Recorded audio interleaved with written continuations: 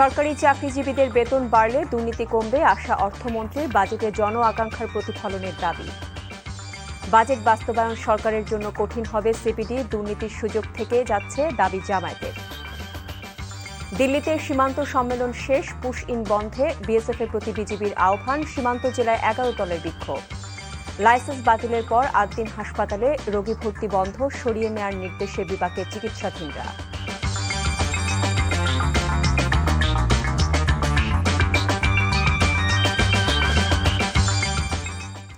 আসসালামু আলাইকুম, মোহসেনা শাওন আপনাদের সবাইকে আমন্ত্রণ জানাচ্ছি এনটিভি রাতের খবরে। ক্রাউন সিমেন্ট শিরোনাম দেখছিলেন, এবার পুরো খবর।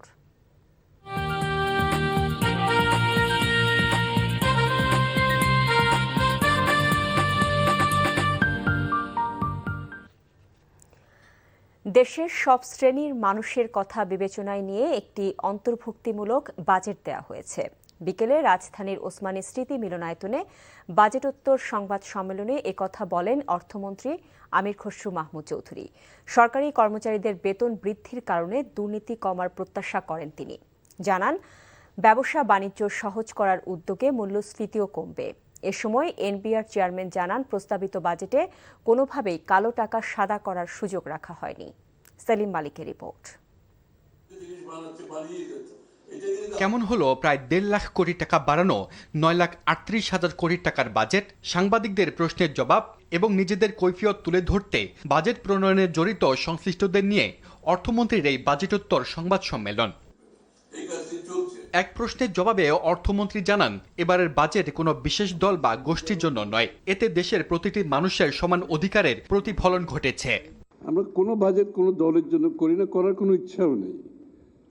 আমরা ফিনান্সিয়াল সেক্টরে একটা সিদ্ধান্ত নিয়েছি, কোনো ফিনান্সিয়াল সেক্টরে কোনো দলীয় লোক আমরা মনোনয়ন করব না, এটা পরিষ্কার করে আমি বলতে চাই। বাজেট কাদের জন্য? একেবারে এমন কোনো বাংলাদেশের এমন কোনো ব্যক্তি নেই যে এই বাজেটের আওতায় আসবে না।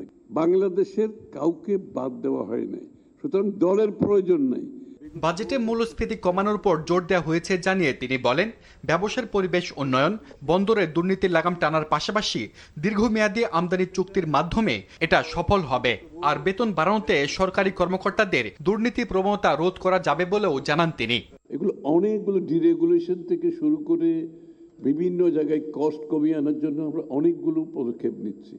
সুতরাং আমাদের পলিসিগুলো যদি আমরা ঠিকমতো বাস্তবায়ন করতে পারি, আমি মনে করি আমাদের ইনফ্লেশন কন্ট্রোল করা খুব কঠিন হবে মনে করি না। সরকারি কর্মকর্তারা তাদের যখন আয় বাড়বে, তাদের যখন জীবনযাত্রার মান একটু উন্নত হবে, নিশ্চয়ই দুর্নীতি কমার কথা। এবার বাজেটে অর্থনীতির কোনো পর্যায়ে কালো টাকা সাদা করার সুযোগ দেওয়া হয়নি বলে জানিয়েছেন এনবিআর চেয়ারম্যান। ওনার টাকাটা কিন্তু হোয়াইট, উনি জমি বিক্রি করেছেন 5 কোটি টাকা, রেজিস্ট্রেশন হচ্ছে 1 কোটি টাকা।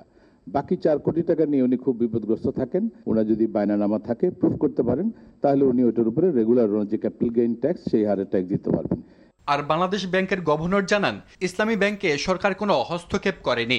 ইসলামী ব্যাংকের ক্ষেত্রেও বাংলাদেশ ব্যাংকে আমাদের কিছু নিয়ম কানুন আছে, কিছু টুলস আছে, সেই টুলসগুলো আমরা প্রয়োগ করব আগামী কয়েকদিনের মধ্যেই। এটাতে আমার মনে হয় না যে যারা আমানতকারী তাদের কোনো অসুবিধা হবে। সেলিম মালিক, এনটিভি নিউজ, ঢাকা। অর্থনীতির প্রায় সব সূচকই চাপে থাকায় নতুন অর্থবছরে জিডিপি প্রবৃদ্ধি ও মূল্যস্ফীতির লক্ষ্যমাত্রা অর্জন সরকারের জন্য কঠিন হবে বলে মনে করে বেসরকারি গবেষণা সংস্থা Centre for Policy Dialogue CPD. একই সঙ্গে রাজস্ব আহরণ সহ বেশ কয়েকটি লক্ষ্যমাত্রা আরও বাস্তবসম্মত হওয়া উচিত ছিল বলেও মনে করছে সংস্থাটি। তবে অর্থনীতি পুনরুদ্ধারে প্রস্তাবিত বাজেটকে একটি কার্যকর হাতিয়ার হিসেবে ব্যবহারের সুযোগ এখনও রয়েছে বলে মত সিপিডির। শাহাদাত অফ্রের রিপোর্ট। 2026-27 অর্থবছরের জন্য 9,38,000 কোটি টাকার বাজেট প্রস্তাব করেছেন অর্থমন্ত্রী। আকারের দিক থেকে যা দেশের ইতিহাসের অন্যতম বৃহৎ বাজেট। শুক্রবার সকালে রাজধানীর গুলশানের একটি হোটেলে প্রস্তাবিত বাজেট পর্যালোচনা নিয়ে সংবাদ সম্মেলন করেন Centre for Policy Dialogue CPD. বর্তমান অর্থনৈতিক পরিস্থিতি বিবেচনায় বাজেটের সামনে বহুমাত্রিক চ্যালেঞ্জ রয়েছে বলে জানিয়েছে সংস্থাটি। এই বাস্তবতায় আগামী অর্থবছরে 6.5% জিডিপি প্রবৃদ্ধি অর্জন এবং মূল্যস্ফীতি 7.5% নামিয়ে আনা সরকারি লক্ষ্য অর্জন কঠিন হবে বলে মনে করেন সিপিডি। এই বাজেটটা একটা বড় আকারের বাজেট হচ্ছে, সেখানে সরকারি ব্যয়ও বাড়বে, কিন্তু সরকারি ব্যয় থেকে উৎপাদনশীলতা যদি না হয় তাহলে কিন্তু সেটাও আবার মূল্যস্ফীতিকে বাড়িয়ে দিতে পারে। আর এটা বাড়ার লক্ষ্যমাত্রা হচ্ছে 18.9%, কিন্তু ব্যয়ের ক্ষেত্রে আমরা দেখছি যে 19%, অর্থাৎ ব্যয়টা একটু বেশি। কর্মসংস্থান বৃদ্ধি এবং বিনিয়োগে স্থবিরতা আটকাতে ব্যাংক ঋণ প্রাপ্তির প্রক্রিয়া সহজ করার পাশাপাশি বিনিয়োগকারীদের আস্থা পুনরুদ্ধারের উপর গুরুত্বারোপ করেন গবেষকরা। এই যে লক্ষ্যমাত্রাগুলি, সেই লক্ষ্যমাত্রাগুলির মধ্যে আমরা দেখতে পাচ্ছি যে অনেক একটা বড় আকাঙ্ক্ষার প্রতিফলন হয়েছে। তো সেই প্রতিফলন, সেটা আকাঙ্ক্ষাটা ভালো, কিন্তু আসলে বাস্তবতার সাথে সেটা মেলানো দরকার। আর হচ্ছে সেটাও সমস্যা না, সমস্যাটা হচ্ছে যে বড় আকাঙ্ক্ষাটা বাস্তবায়ন করাটাই হবে চ্যালেঞ্জ। তাদের মতে বিভিন্ন আর্থিক লক্ষ্যমাত্রা যে ভিত্তির উপর নির্ধারণ করা হয়েছে তা পুরোপুরি বাস্তবসম্মত নয়। এসব লক্ষ্য অর্জনে প্রাতিষ্ঠানিক সক্ষমতা বৃদ্ধি এবং বাস্তবায়ন দক্ষতা বাড়ানোর উপর জোর দেন তারা।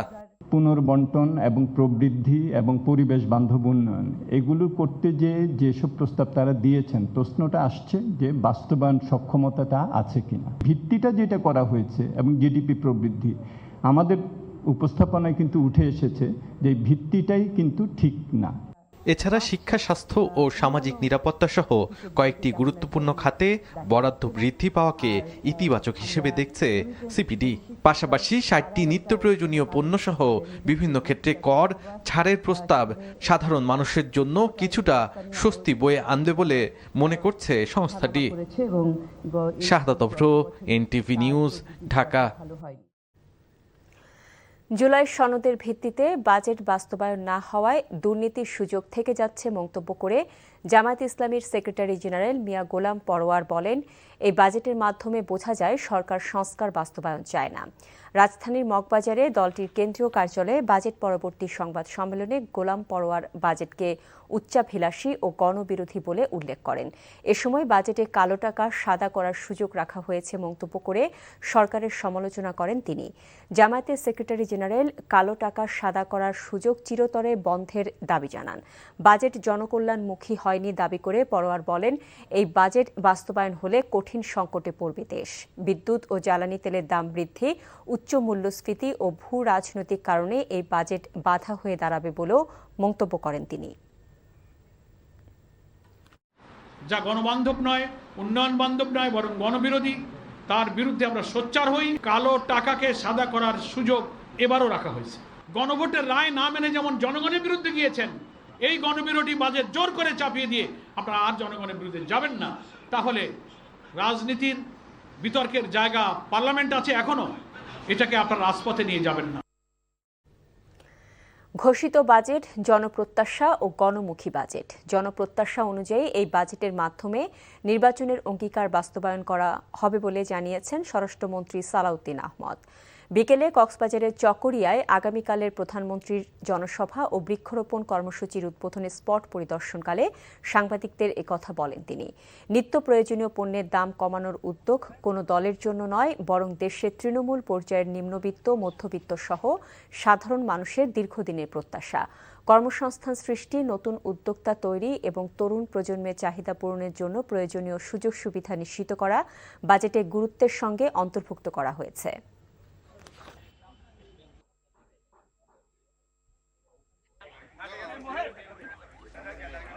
বাংলাদেশ জাতীয়তাবাদী দল এবং জাতীয়তাবাদী দলের সাথে যারা নির্বাচনে জোট করেছে, সেই জোটের সরকারের একটি বাজেট।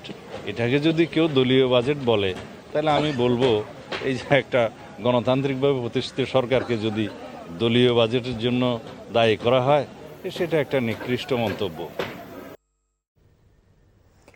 সীমান্তে পুশ ইন নিয়ে উত্তেজনার মধ্যে দিল্লিতে অনুষ্ঠিত সীমান্ত সম্মেলনে সীমান্তে যৌথ সহযোগিতা আরও জোরদার করতে সম্মত হয়েছে বাংলাদেশ ও ভারত। সম্মেলনে বিজেপির পক্ষ থেকে পুশ ইন বন্ধের আহ্বান জানানো হয়েছে।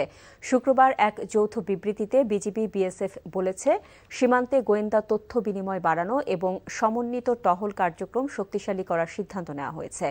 ভারতের রাজধানীতে গত ৮ জুন বিজিবি ও বিএসএফ এর ৫৭তম মহাপরিচালক পর্যায়ের সীমান্ত সম্মেলন শুরু হয়েছিল। এতে বিজিবির পক্ষে নেতৃত্ব দেন বাহিনীর মহাপরিচালক মেজর জেনারেল মোহাম্মদ আশরাফুজ্জামান সিদ্দিকী। অন্য পক্ষে নেতৃত্বে ছিলেন বিএসএফ এর মহাপরিচালক প্রবীণ কুমার। সম্প্রতি যথাযথ আইনি প্রক্রিয়া অনুসরণ না করে অভিবাসীদের সীমান্তে পুশ ইনের অভিযোগ করে আসছে বাংলাদেশ।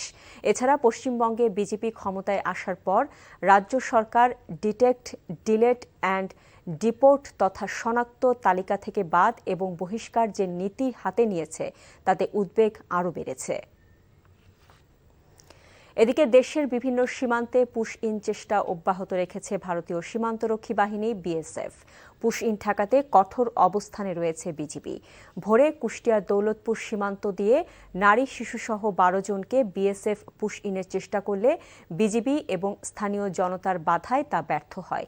পরে পুশ ইনের শিকার ১২ জন সীমান্তের শূন্য রেখায় অবস্থান নেয়। অনুপ্রবেশ ঠেকাতে জনসচেতনতা বৃদ্ধি সহ নানা পদক্ষেপ নিয়েছে বিজিবি। এদিকে পুশ ইন কেন্দ্র করে নওগাঁ সীমান্ত এলাকায় আগের তুলনায় আতঙ্ক কমেছে। সাপাহারের কলমুডাঙ্গা সীমান্তে বাড়ানো হয়েছে বিজিবির নজরদারি। জামালপুরের বক্সিগঞ্জ সীমান্তেও টহল জোরদার করা হয়েছে। এছাড়া ব্রাহ্মণবাড়িয়া সহ বিভিন্ন সীমান্ত এলাকায় অনুপ্রবেশ ঠেকাতে সতর্ক অবস্থানে রয়েছে বিজিবি। সীমান্তে ভারতীয় সীমান্তরক্ষী বাহিনী বিএসএফ এর পুশ ইন ও সীমান্ত হত্যার প্রতিবাদে সারা দেশের সীমান্তবর্তী জেলায় বিক্ষোভ মিছিল এবং সমাবেশ করেছে ১১ দলীয় ঐক্য। বিকেলে লালমনিরহাট, চাঁপাইনবাবগঞ্জ, সাতক্ষীরা, সিলেট, হবিগঞ্জ, নওগাঁ, পঞ্চগড় সহ দেশের সীমান্তবর্তী বিভিন্ন জেলায় এই কর্মসূচি পালন করে ঐক্যজোটের স্থানীয় নেতাকর্মীরা। সমাবেশে বক্তারা বলেন, আন্তর্জাতিক আইন লঙ্ঘন করে ভারতের পশ্চিমবঙ্গের সরকার রাতের আধারে সেখানকার মুসলিম নাগরিকদের জোরপূর্বক বাংলাদেশে পুশ ইনের চেষ্টা করছে। পশ্চিমবঙ্গ সরকারের এমন কর্মকাণ্ড মানবাধিকারের চরম লঙ্ঘন। এটি কোনোভাবেই গ্রহণযোগ্য নয়। সীমান্তে হত্যাকাণ্ড ও পুশ ইন বন্ধ করতে দুদেশের সরকারি পর্যায়ে উদ্যোগ গ্রহণ করে স্থায়ী সমাধানের দাবি জানান বক্তারা। বেনাপোল স্থলবন্দর দিয়ে বাংলাদেশে আসলেন বাংলাদেশে নিযুক্ত ভারতের নতুন হাইকমিশনার দীনেশ ত্রিবেদী। বেলা 11:30টার পর বেনাপোল পেট্রাপোল স্থলবন্দর দিয়ে বাংলাদেশে আসেন দীনেশ ত্রিবেদী। এ সময় তিনি সাংবাদিকদের বলেন, বাংলাদেশ ও ভারত একটি শক্তিশালী গণতান্ত্রিক রাষ্ট্র। তাই দুই দেশ একসাথে কাজ করলে বিশ্ব অর্থনীতিতে বড় ভূমিকা রাখতে পারবে। ট্যুরিস্ট ভিসা জটিলতা নিয়ে সাংবাদিকদের প্রশ্ন কৌশলে এড়িয়ে যান দীনেশ ত্রিবেদী। ভারতের সাবেক কেন্দ্রীয় রেলমন্ত্রী ও বিজেপি নেতা এই দীনেশ ত্রিবেদী। দুই দেশে ৫৫ বছরের সম্পর্কের ইতিহাসে ভারত এই প্রথম কোনো রাজনীতিবিদকে দেশটির হাইকমিশনার করে বাংলাদেশে পাঠালো। আমাদেরও স্ট্রং ডেমোক্রেসি, দুই ডেমোক্রেসি মিলে গেলে একটা ওয়ার্ল্ড পাওয়ার হয়ে যায়, একটা পুরো ইকোনমিক ওয়ার্ল্ড পাওয়ার হয়ে যায়। কিন্তু এই মেলামেশাটা দরকার, আর এর জন্য আমার যা দায়িত্ব আছে আমি নিশ্চয়ই পালন করব। রাজধানীর ৮ দিন হাসপাতালের লাইসেন্স বাতিলের সিদ্ধান্তের পর শুরু হয়েছে রোগী স্থানান্তরের কার্যক্রম। স্থানান্তরিত রোগীদের তাৎক্ষণিক যথাযথ চিকিৎসা দিতে ঢাকা মেডিকেল কলেজ হাসপাতাল সহ রাজধানীর ৬টি সরকারি হাসপাতালকে নির্দেশনা দিয়েছে স্বাস্থ্য অধিদপ্তর। ৮ দিন কর্তৃপক্ষ বলছে, লাইসেন্স বাতিলের সিদ্ধান্তের বিরুদ্ধে আপিল করবে তারা। HM মেহেদী হাসানের রিপোর্ট।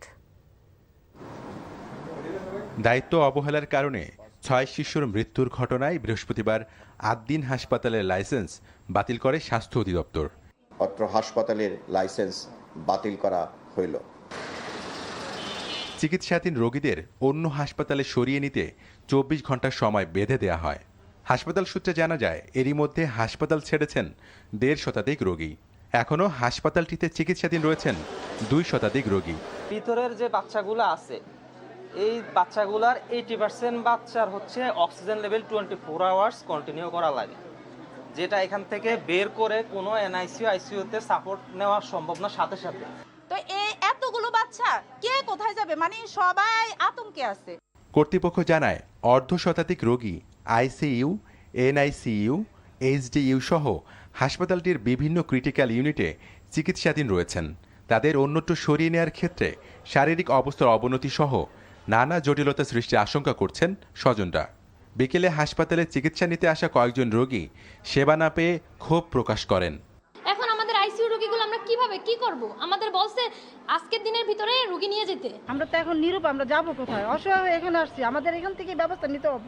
আইসিইউ থেকে তো আর আমি চাইলেই হুট করে আমি কোথাও নিয়ে যেতে পারতেছি না। যেখানে কিডনি কাজ করছে না, ফাংশন নাই, সেই পেশেন্টটাকে নিয়ে আমরা মুভ করতে চাই না, অন্য কোথাও মুভ করা আমাদের সম্ভবই না। আমাদের আইসিইউ এইচডিইউ মিলে বেশ কিছু পেশেন্ট ক্রিটিক্যাল পেশেন্ট আছে। তোরা অল্প টাকা ডায়ালিসিস করি যে এতটা কোথাও ডায়ালিসিস সিস্টেম দেয় না। হাসপাতাল কর্তৃপক্ষ বলছে রোগীদের অন্য হাসপাতালে স্থানান্তরে সহযোগিতা করা হচ্ছে। গভর্নমেন্টের প্রতি আমরা সবসময় শ্রদ্ধাশীল। গভর্নমেন্ট আমাদেরকে যেভাবে বলে সেভাবে আমরা কাজ করব। রোগীদের কোনো ধরনের ক্ষতি না হয় সে বিষয়ে আমরা খেয়াল করছি এবং রোগীদের পাশে আমরা সবসময় ছিলাম, এখনও রোগীদের পাশে আমরা আছি। লাইসেন্স বাতিলের সিদ্ধান্তের বিরুদ্ধে শিগগিরই আপিল করবে বলে জানায় হাসপাতাল কর্তৃপক্ষ। এইচ.এম. মেহেদী হাসান, এনটিভি নিউজ, ঢাকা। বাংলাদেশের উন্নয়নে চীন সবসময় পাশে থাকবে সেই আশাবাদ জানিয়ে স্থানীয় সরকার মন্ত্রী ও বিএনপি মহাসচিব মির্জা ফখরুল ইসলাম আলমগীর বলেছেন, চীনের মতো বাংলাদেশকেও নিজের পায়ে দাঁড়াতে হবে। দুপুরে ঠাকুরগাঁও শহরের শহীদ মোহাম্মদ আলী স্টেডিয়ামে শিক্ষার্থীদের মাঝে স্কুল ব্যাগ বিতরণ অনুষ্ঠানে প্রধান অতিথির বক্তব্যে তিনি এসব কথা বলেন। এ সময় বাংলাদেশ চীন ফ্রেন্ডশিপের যৌথ আয়োজনে ঠাকুরগাঁও জেলার ৬৫০০ শিক্ষার্থীদের মাঝে স্কুল ব্যাগ বিতরণ করা হয়। এ সময় অন্যান্যদের মধ্যে বক্তব্য দেন বাংলাদেশে নিযুক্ত চীনের রাষ্ট্রদূত ইয়াও ওয়েন। প্যারাগুয়ের বিপক্ষে বিশ্বকাপ যাত্রা শুরু করছে অন্যতম আয়োজক যুক্তরাষ্ট্র। ম্যাচটি অনুষ্ঠিত হবে লস অ্যাঞ্জেলেসের সোফি স্টেডিয়ামে। এতে ৯৬ বছর পর বিশ্বকাপের মঞ্চে মুখোমুখি হতে যাচ্ছে দুই দল। যুক্তরাষ্ট্র থেকে আরও জানাচ্ছেন আমাদের সিনিয়র করেসপন্ডেন্ট কুশলী আসির। ৯৬ বছর পর বিশ্বকাপের মঞ্চে আবারও দেখা হচ্ছে যুক্তরাষ্ট্র ও প্যারাগুয়ের। ১৯৩০ সালে প্রথমবারের যে আসর ছিল সেটিতে কিন্তু মুখোমুখি হয়েছিল এই দল দুটি। ওই ম্যাচে মার্কিনিরা কিন্তু ৩-০ ব্যবধানে হারিয়েছিল প্যারাগুয়ানদের এবং আবারও তারা মুখোমুখি হচ্ছে। এই ম্যাচ দিয়ে কিন্তু যুক্তরাষ্ট্রে যে ফুটবল বিশ্বকাপ সেটি শুরু হতে চলেছে, লস অ্যাঞ্জেলেসে বসতে চলেছে ম্যাচটি। সমর্থকদের আশা যে ক্রিশ্চিয়ান পুলিসিচের মতো যে বড় তারকা রয়েছেন তাদের হাত ধরে বিশ্বকাপে নতুন যে ইতিহাস সেটি গড়বে যুক্তরাষ্ট্রে এবং পুলিসিকের মতো কিন্তু একাধিক প্লেয়ার রয়েছেন যারা ইউরোপের মাটিতে খেলছেন এবং সব মিলিয়ে তাদের প্রত্যাশা যাতে এইবারের বিশ্বকাপে নতুন ইতিহাস তারা লিখতে পারে। অন্যদিকে প্যারাগুয়ানরা কিন্তু দীর্ঘদিন পর বিশ্বকাপের মূল মঞ্চে পা রেখেছে। এবারের বাছাই পর্বে আর্জেন্টিনা ও ব্রাজিলের মতো বড় দুটি পরাশক্তিকে কিন্তু তারা দক্ষিণ আমেরিকার যে বাছাই পর্ব আছে সেখানে হারিয়েছে। সব মিলে একটি ভালো ম্যাচ হতে চলেছে। বাংলাদেশ সহ বিশ্বের বিভিন্ন দেশে মেটার সামাজিক যোগাযোগ মাধ্যম ফেসবুক, মেসেঞ্জার ও হোয়াটসঅ্যাপ সেবা বিঘ্নিত হয়েছে বলে অভিযোগ করেছেন গ্রাহকরা। আজ বাংলাদেশ সময় সন্ধে 7:30টার পর এমন সমস্যা দেখা দেয়। তবে প্রায় 40 মিনিট পর থেকে পরিষেবাগুলো স্বাভাবিক হতে শুরু করে। এর আগে ফেসবুকে প্রবেশ করতে গেলে একটি এরর মেসেজ পান নেটিজেনরা। এতে বিভ্রান্তিতে পড়েন তারা। তবে এ বিষয়ে মেটা থেকে এখনও কোনো তথ্য প্রকাশ করা হয়নি। Real time outage monitoring website down ডিটেক্টরের মতে 12 জুন সন্ধে 7:30টা থেকে ফেসবুক ডাউন হওয়ার রিপোর্ট করতে শুরু করেন ব্যবহারকারীরা। মৌলভীবাজারের কুলাউড়া উপজেলার দত্তগ্রাম সীমান্ত এলাকায় ভারতীয় সীমান্তরক্ষী বাহিনী বিএসএফের গুলিতে মুজিবুর রহমান নামের এক বাংলাদেশি নিহত হয়েছেন।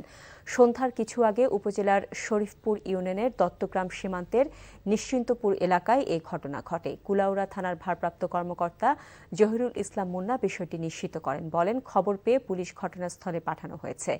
শরীফপুর ইউনিয়নের পরিষদের প্যানেল চেয়ারম্যান নিপা রানী দাস বলেন, বিকেলে নিশ্চিন্তপুর এলাকায় মনু নদীতে নামার পর মুজিবুর ভারতীয় সীমানায় চলে গেলে বিএসএফ তাকে গুলি করে। তবে বিজিবি বলছে ঘটনাটি তদন্ত করে ব্যবস্থা নেওয়া হবে। সাভারে স্ত্রী রিয়ামণি হত্যা মামলার পলাতক আসামি ও সাভার পৌর ছাত্রদলের সদ্য ঘোষিত কমিটির যুগ্ম সাধারণ সম্পাদক রনি চৌধুরী ওরফে রনি ইসলামকে রংপুর থেকে গ্রেফতার করেছে পুলিশ। সকালে রংপুর জেলার কোতোয়ালি থানাধীন দারোগার মোড় সাতমাথা সবুজপাড়া এলাকা থেকে তাকে গ্রেফতার করা হয়।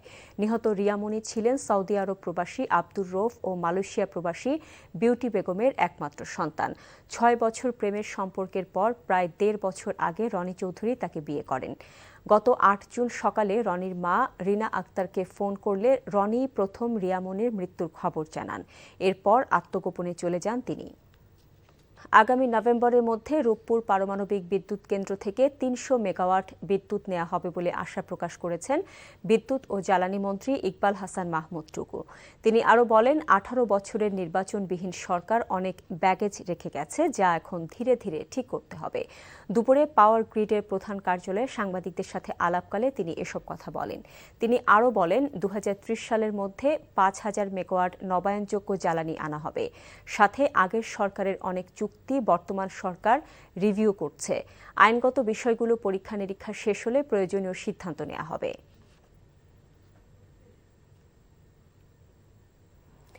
শিশুদের খাবার আর বিনোদনকে প্রাধান্য দিয়ে ঢাকায় শুরু হলো খাবারের উৎসব ম্যাজিক্যাল ফ্রাইডে ব্রাঞ্চ। রাজধানীর রেনেসন্স ঢাকা গুলশান হোটেলের বাহার রেস্টুরেন্টে আজ থেকে শুরু হওয়া এই উৎসব প্রতি শুক্রবার চলবে মাস জুড়ে। উৎসব চলাকালে অতিথিরা উপভোগ করতে পারবেন আন্তর্জাতিক ও দেশীয় নানা স্বাদের সমাহার। শিশুদের জন্য আলাদা বুফের পাশাপাশি লাইভ গ্রিল স্টেশনে থাকছে garlic prawns, honey mustard sea bass in banana leaf, beef tenderloin এবং মঙ্গোলিয়ান গ্রিলড ল্যাম্ব কোফতা সহ নানা আয়োজন। সুস্বাদু খাবার, মনোমুগ্ধকর বিনোদন এবং পরিবারের সকল সদস্যদের জন্য আনন্দঘন অভিজ্ঞতা নিতে হলে জনপ্রতি খরচ করতে হবে ৩,250 টাকা। ফিফা বিশ্বকাপ 2026 উপলক্ষে ঢাকা বিশ্ববিদ্যালয়ের টিএসসি প্রাঙ্গণে 3 দিনব্যাপী লাইফবয় ফ্যান ফেস্ট আয়োজন করেছে ইউনিলিভারের ব্র্যান্ড লাইফবয়। ফুটবল প্রেমীদের জন্য আয়োজিত এই উৎসবে ছিল খেলা, বিনোদন এবং বিশ্বকাপ ঘিরে নানা আকর্ষণীয় কার্যক্রম। উৎসবে অংশ নেওয়া দর্শনার্থীরা বিভিন্ন ইন্টারঅ্যাক্টিভ গেম, ফটো বুথ এবং পুরস্কার ভিত্তিক কার্যক্রমে অংশ নেন। বিশ্বকাপের আনন্দ সাধারণ মানুষের কাছে আরও প্রাণবন্ত করে তুলতেই এই আয়োজন। প্রতিদিনই এই আয়োজনে অংশ নিচ্ছেন বিপুল সংখ্যক দর্শনার্থী। 11 জুন শুরু হওয়া এই ফ্যান ফেস্ট চলবে আগামীকাল পর্যন্ত।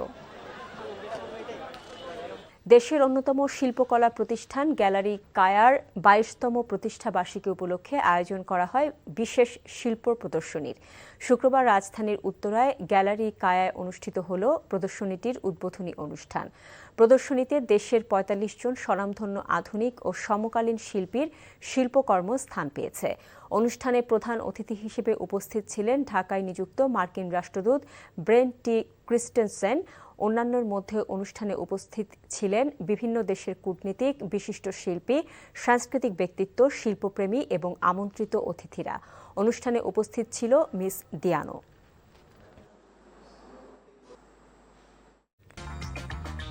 এই ছিল রাতের খবরে। এই খবরের ভিডিও সহ আপডেট জানতে ভিজিট করুন এনটিভি অনলাইন www.ntvpt.com। এছাড়াও এনটিভি জনপ্রিয় সব অনুষ্ঠান ও খবরের আপডেট জানতে ভিজিট করুন আমাদের ইউটিউব ও ভেরিফাইড ফেসবুক পেজ। রাত 1টায় মধ্যরাতের খবর দেখার আমন্ত্রণ রইল। এতক্ষণ সাথে থাকার জন্য সবাইকে ধন্যবাদ।